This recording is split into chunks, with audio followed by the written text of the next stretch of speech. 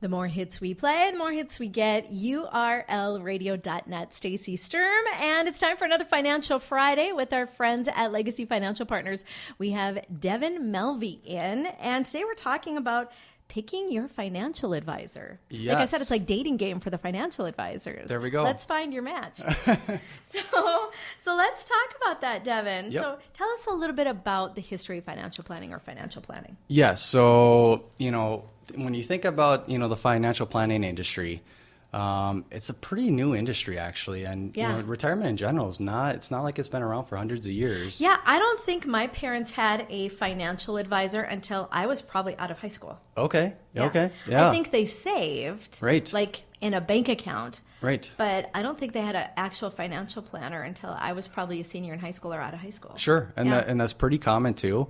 Really up until after World War II is kind of when it started becoming a thing. But if you look even in the 80s and 90s, where we're at today is completely different. In the 80s and 90s, a lot of it was just, stockbrokers. I'm sure we've all heard that term on movies and stuff. Yes. They would call you and they would say, Stacey, I have a stock for you. Do you want to purchase this? Mm-hmm. Today that we are completely at a different point where financial planning has become more of a thing where it's not so much transaction based. It's more of a relationship. It's getting to know you, what you have going on today. And it's long-term versus short-term. Long-term, exactly. Yeah. Exactly, right. Yeah. So where we're at today is completely different, and we still have a lot of problems with our industry as just taking the term financial advisor.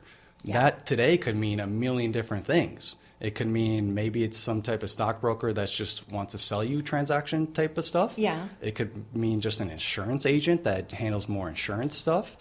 So just, for a consumer trying to figure out what financial advisor they should be with, it makes it very difficult because you don't necessarily know how they work because they just call themselves a financial advisor, but how they work could be completely different from someone else. So, we have financial advising offices all around us here on Main Street. I mean, they're on every block.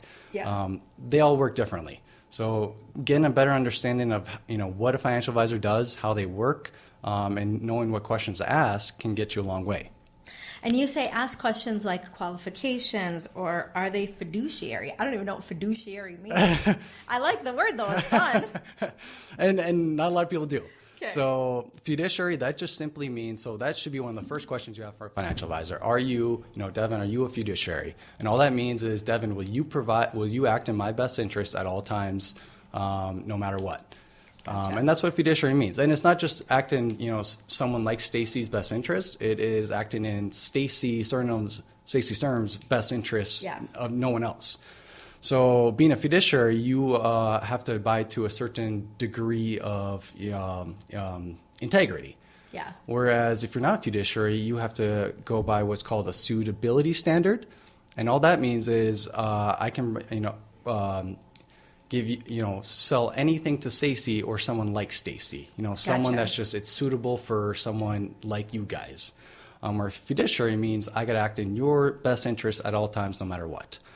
So number one is, are they fiduciary? And simply just asking that question and asking the financial advisor, do you, Devin, do you actually abide to that standard as well? The second question is, what qualifications do they have? Yeah. So being a financial advisor today, there's no, after you get a bachelor's degree, there's no 2-year master's program for financial planning. Yeah. A lot of people can be financial advisors. You don't even necessarily need a college degree to do it. So what you have to look at There are courses you have to take though. So really there's one thing you have to do. You have to pass what's called a Series 7 that just allows you to sell investments. Okay. It's a test. So it's almost like if you were going to go in as a real estate agent. You don't have to go. You don't bet. have to go to any kind of a school, but you do have to Correct. take a test. Now it'd be nice if you do, but you don't Yeah. have to. You just pass the Series 7. You get a job with a financial institution. And you technically are a financial advisor, Gotcha. or you can use that term. So. Just calling yourself financial advisor, you gotta, as a consumer, you gotta understand, okay, what qualifications does this person have that qualifies him to give me financial advice, me, my family, on our financial future. Right. So understanding what qualifications they have. So you might, the big one is a CFP, Certified Financial Planner designation. That's kind of like the golden standard of our industry. But there's a lot of other ones too. So I have what's called the CRPC. certified retirement planning counselor. Okay. So it really looks into, retirement planning. Gotcha. So understanding what qualifications they have, that qualifies them to give you financial advice, and understanding what those are. And also maybe ask them kind of what their specialties are. Like you said, one of your specialties is retirement planning, but there's all sorts of different areas they could. All sorts, yep. Yeah.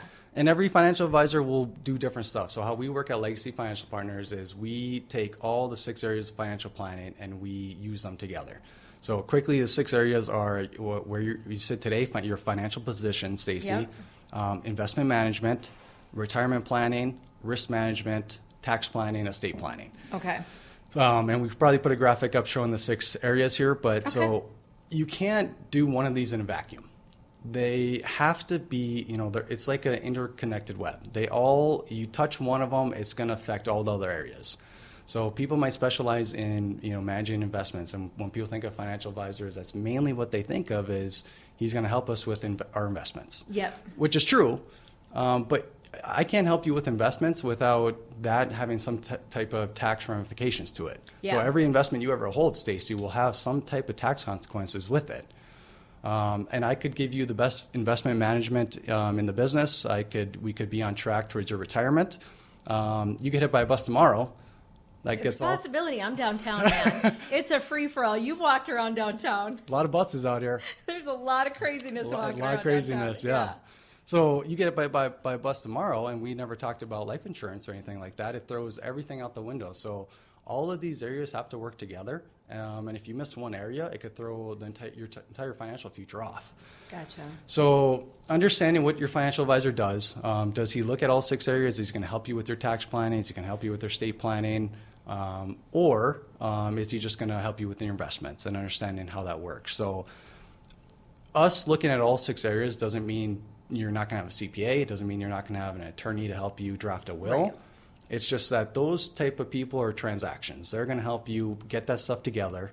We're a relationship. We're a long-term relationship where we're Gotcha. going to look at your future, and we're going to help you get there looking at all those 6 areas. That makes sense. So what should I consider when if I'm looking to hire a financial advisor right now, Yep. What should I consider? You should consider a lot. So Okay. all the things we kind of discussed on what qualifications they have, are they fiduciary? But also you're going to want, we get a lot of questions such as like, okay, financial advisors are expensive. We're not at the stage of our lives where we should be meeting with a financial advisor. Maybe we think we're younger. We are under the understanding that we believe everyone should have a financial planner. Okay. We believe it's important for everyone at any stage of your life, especially even if you're younger, you don't think you're to that stage yet. How do you think you get to that stage? Right. Yeah. Even talking to someone, just kind of understanding where you're at today helps out a lot. So, one thing I like to think about and tell clients this too is, I know you said you haven't traveled here for a while, Stacey, but so you go to the airport, let's say. Yeah. You get to the airport, you're going to go buy your ticket. The person says, okay, we have two planes for you, Stacey. We have one plane that you can buy the ticket, you get on the plane, you'll get to your destination, no questions asked. Yeah. We have another plane, though, that doesn't have a pilot. Because there's no pilot, you don't have to pay for the plane ticket. It's going to be free. They still have all the... It's like autopilot? Like they Google have planes? autopilot. Like Google planes? Yeah, exactly. Something? They have Okay. autopilot, All right. so they have everything you need just without the pilot. Which plane are you taking? I don't know if I trust. I won't drive a self-driving car, let alone Yeah. get on a self-driving plane. Right. Yeah. So you would still pay for the plane with the pilot, even though he might just put an autopilot and not do much. And he might even be drunk, but I still feel like that's going to be better. Yeah. Right. And so I agree with you, and I think everyone will give you that answer. Yeah. And because the reason being, you might get up in the air and, now you have turbulence. Now you hit some birds or something. Yeah. Stuff happens. So just like in 2008, when we went through a great recession and all that stuff happened, the people that had a financial advisor had a lot more peace of mind than the people that didn't. Yeah. So having an expert in your corner when things do go south, I think can be very beneficial to people. So if people want to get a hold of you to see if you are their right financial Sure. advisor, how can they get a hold of you, Devin? You guys can give me a call at our office number, which is 701-258-9735, or you can just shoot me an email at Devin, devin.melvie, MELVIE, at ampf.com. So shoot me a message anytime. We'd be happy to talk to you guys. The first meeting is always no cost to it. It's just us getting to know you guys getting to know us, and just seeing if we're a good fit. So we're easy to work with. Awesome. Well, thanks for coming in today, Devin. Thank you, Stacey. I appreciate it. And you've been listening to Financial Friday on urlradio.net.